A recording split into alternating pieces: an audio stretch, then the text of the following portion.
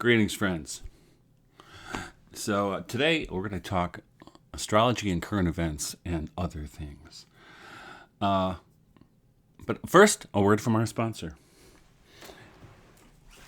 You may recall that last time when I did the video on Christian mysticism that won't turn you into a neurotic, we talked about this book, The Pillar and Ground of the Truth by Pavel Florensky, one of the more amazing books of the 20th century. Certainly one of the more amazing and important texts in sophiology. And I will be giving a course on that starting next month. So I'll put that into the show notes. And if you're interested, you are welcome to join us. It's a lot of fun. A lot of people who take one course end up taking almost every course I give. So I'm I'm a fun teacher, I guess. Pretty not very imposing. But today I want to talk about astrology and current events because I predicted this. What's going on right now, all this craziness, I predicted it over a year ago, or about a year ago. And it's folding out just like I saw. I mean, probably, when you predict those things, you don't know all the details. You just know what the kind of psychic atmosphere will be like. And the psychic atmosphere right now is nuts, isn't it? I think we all feel it. There are reasons for this. Now, the reason I was interested in the movements of the planets, because the outer planets in 2025 all moved into new signs, which is a big deal. And you could even call it has axial age implications. Like, that's how big the changes, I think, could be. But there's always a but.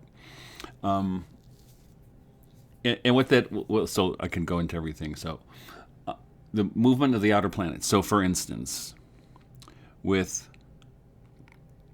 Saturn and Neptune moving into Aries, especially Neptune moving into Aries, it indicates like a time of kind of spiritual liberation, or idealism, even romanticism, you could say. But Saturn puts in a little bit of a, let's slow down there, son, right? Because Saturn's the father. So it puts the brakes on that a little bit, which is a good thing, because you can go too crazy with Neptune energy, which gets you into psychedelics and stuff, could be good, but it also could make you go crazy, right? So those are two things. Now, Saturn moves a lot faster around the zodiac than Neptune does. Saturn gets around the whole zodiac in about 29 years.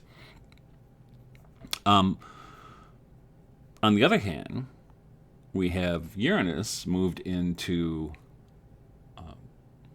Gemini, which is like when that happened, that's when the AI thing really started taking off. Everybody started knowing about it, and I started seeing, and I have an editing business, I started seeing a lot of books people were generating through AI.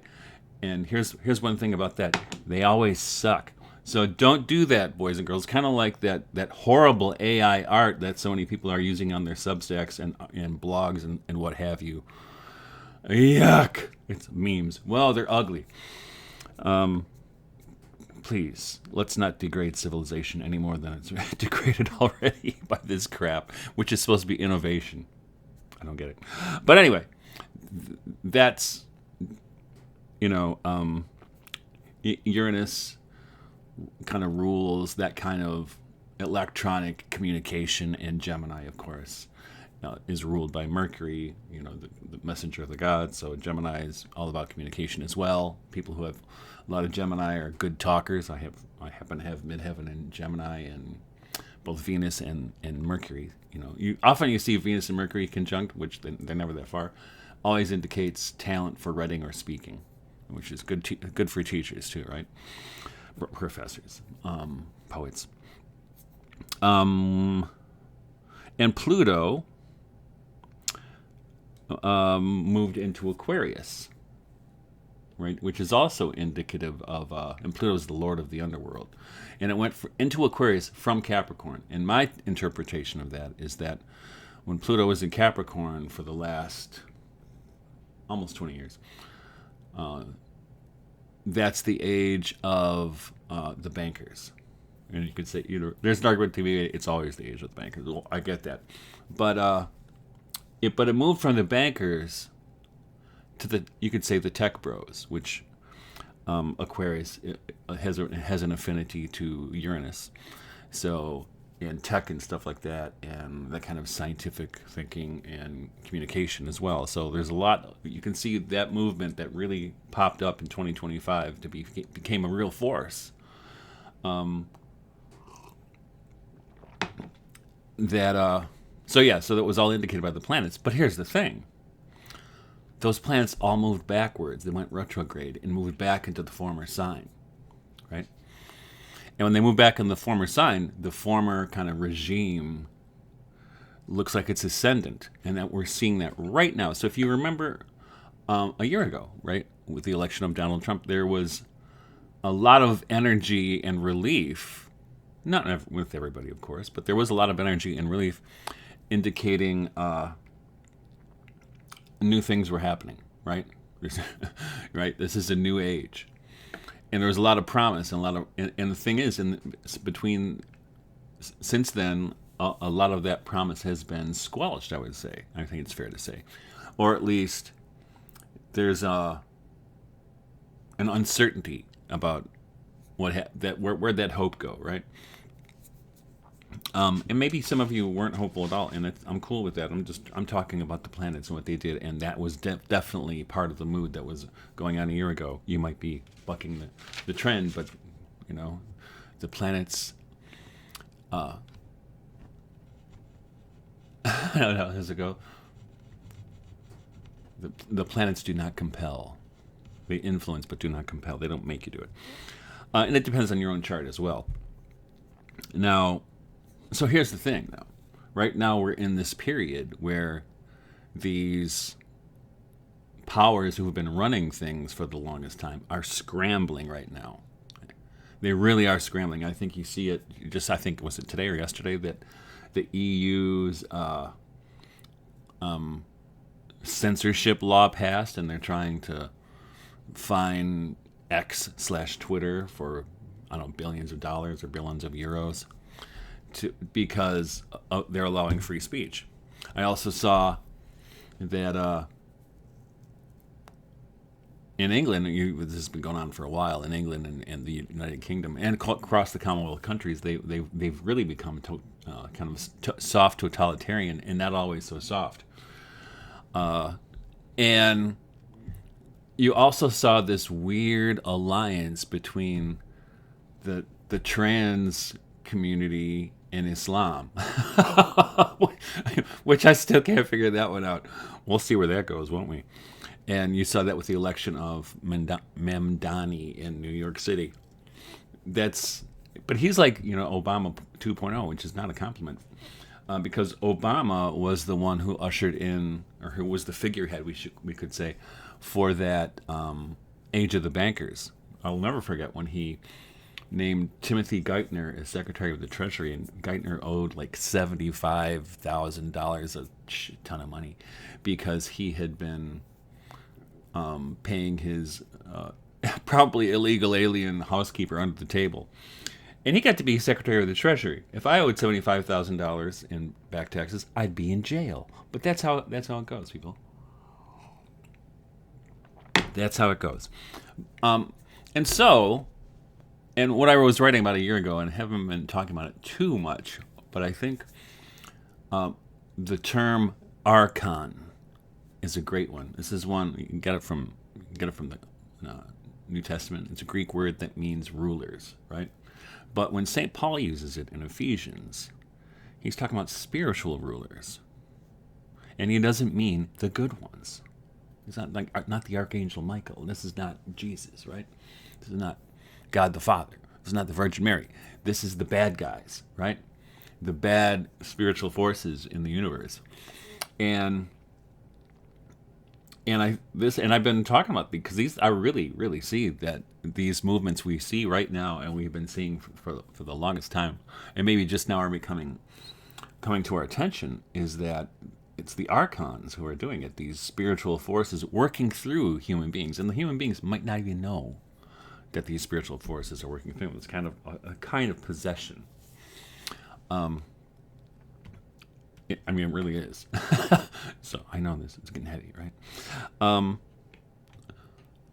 So that's where we are. Interestingly enough, I ran it when I was doing these. I did a couple of videos on archons, and some people referred me to a writer named John Lamb Lash, who wrote a book, and it's around here someplace. I don't know where it is. Called "Not in His Image." It's about Sophia, and they figured I would like it. Now, he's more Gnostic than I am, and he's really hostile to Christianity, which I'm not. But he reached out to me recently, because he must have got wind to me. And we're going to have a conversation on his YouTube channel. And pretty soon, I haven't been able to schedule it because it's been chaos at my house. Has it been chaos at your house, too? So I'm looking forward to that. And actually, what happened, when I bought his book, I bought his updated edition. And in his updated edition of his book, which I think came out in 2022, he actually used the same language to describe, the people who were behind the lockdowns and all that crazy stuff. And now, of course, we're finding out that all it was needless, right? That it was just an op. And to what purpose? That's the question, right? To what purpose? And I think it's still even too horrible to think about what they were actually up to. But I think it's a spiritual evil. But anyway, to go back to astrology. So things are going to, right now we're kind of in the bad guys are back in power appearance. Because they know it's up. They know it's up. They know it's going to change. So what do they do when they know it's going to change? They try to rig things. Right, that's a good word. Rig. Or to be in their favor as the next paradigm comes in, which is is exactly what you see right now with the censorship thing and digital ID and all this business like that. They're trying to rig it so maybe the paradigm changes, but they're still in power. This is exactly what's going on. But I don't think this is going to work out for them, because I think the power of the good. And it might get uglier than it is right now, which is hard to believe, right? But I think the power of the good, and we're in for this axial age paradigm shift. The power of the good, looking at where the planets are moving and how they're moving, indicates that it's over for these guys. Though they're not going to go away entirely. Just letting you know, because they never do, right? And I'll still give you a little timeline. So right now, there's a grand trine between Jupiter, Saturn, and Neptune in water signs, which is really good. I mean, it's a very hopeful constellation there, or a set of aspect. But they're in water signs, so it's very emotional, right? So it's unsettled. And I would think we all feel that unsettledness. But I think what happened when this trine started to happen, and then also when the last new moon happened, was 2 weeks ago, because it's the full moon, a lot of things started to come out about all this bullshit that was perpetrated on us 5 years ago, which is good, right? And I think all that bullshit was all of a piece. I mean, even if you look at the weird things with the elections, we're finding out, and all the pieces are kind of being pulled together. Maybe you're not aware of this, maybe you're like, this is a conspiracy, but it's been in the news. So I think, and it's not only in the news. I predicted it would be, or at least predicted it would come out into the open, and it's coming out into the open. And the weird thing is it's coming into the open, and some of those bad guys don't seem to care that it's finally out in the open. They're like, yeah, so what? What are you gonna do about it? Kind of like bringing them to testify in Congress. They never do anything. Of course, Congress never does anything either. So that's now. Also, Saturn is conjunct to Neptune, and that we talked about that a little bit before. Saturn and Neptune are going to be doing this dance for a little bit here, which is a good. I'm glad Saturn's there to keep the brakes on a little bit, because Neptune could go, everything's okay. We're fine. We're just going to do our spiritual thing. No, no, no, no. Saturn's going, no, you're not going to do just your spiritual thing. You need discipline, right? And I think that's an important feature of this. But as I said, they're all in their former signs, and they're going to move. So where's my list? There it is. So on January 27th is when it starts to move. Pluto's already moved into its new sign.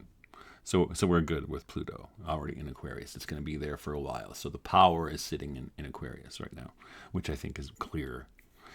On January 27th, Neptune finally moves back into Aries. And Aries, 0 degrees of Aries, is like the reset button of the zodiac. It's the first day of spring, the first day, 0 degrees of the zodiac. And it starts over, right? And so Neptune moves in there, and I think it was last, I'm trying to remember, May or something, when Neptune moved into Aries for the first, maybe it was April. When Neptune moved into Aries, there was a lot of optimism in the world at that time, but it moved back, and the optimism went back into a bad space with Pisces. It was in Pisces, which is kind of wishy-washy, right, and intoxicated. But with Neptune moving into Aries, and staying there for the a good portion of the foreseeable future, that's an indication of things beginning over. So the new paradigm comes in. But we still got to wait for the other planets, and they do. So just 2.5 weeks later, Saturn moves in to Aries, and Saturn moves into Aries, and when it does, it's immediately in an exact conjunction with Neptune, which is that feature I've been talking about, where the kind of spiritual idealism gets tempered by discipline, which is a good thing, as I said. So that's going to happen right around there, and this could indicate, at least in the short term. I mean, not super short, but the return of the patriarchy in a way, with Saturn being there. I don't mean patriarchy like a political one. I mean like spiritual patriarchy, which like God the Father kind of thing, right? Or a masculine spirituality. That might be a better way to look at it. The masculine spirituality, which is sorely needed at this time in history. And then, so that's on February 15th. So January 27th, Neptune moves in Aries. February 15th, Saturn moves in. Then you got to wait a couple months, but April 27th, Uranus moves into Gemini. And that's when everything, the new paradigm will be, I think, visible to us. But I think between now, maybe not April, but between now and January, there's going to be a lot of chaos as the archons try to jockey for power in the next paradigm. But here, and the thing is, as St. Paul says, do I have my Bible? Right there, right here. I always, little aside here. I always thought I hated St. Paul because I was taught to hate St. Paul, even though I went through Catholic school forever.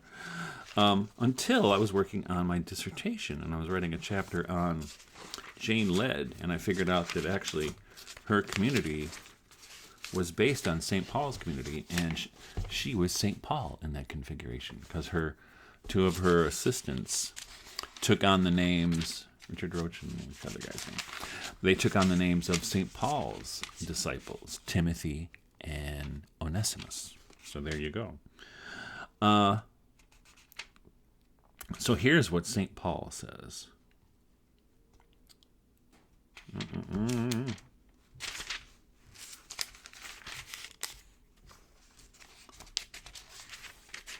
I'm sorry.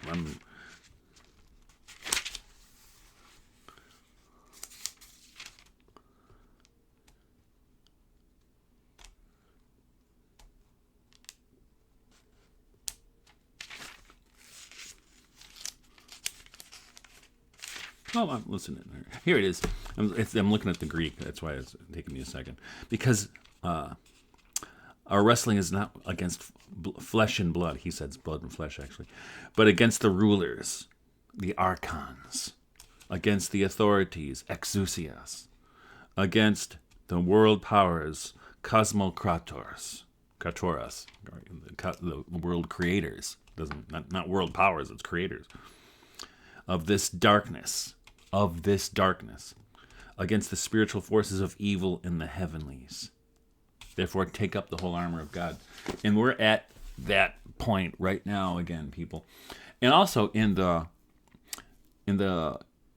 Vedas, the writings about the Kalki avatar who comes at the end of the world, riding on a white horse, which actually was influenced by the Book of Revelation, because the Kalki avatar writings didn't show up till about the 14th or 15th century, 15th or 16th century, sorry. Where he comes riding on a white horse and to destroy all those who have dared to dress themselves as kings in this age of darkness. So we're coming to that. I think we're coming to that kind of thing right now. I don't think it's the end of the world, but it's the end of their world. I hope. Anyway, that's how I'm reading it, and so that's that's today's sermon. Let me know what you think in the comments, and don't forget, if you're interested in that course, sign up or hit the link. All right, take care, and put on the whole armor of God.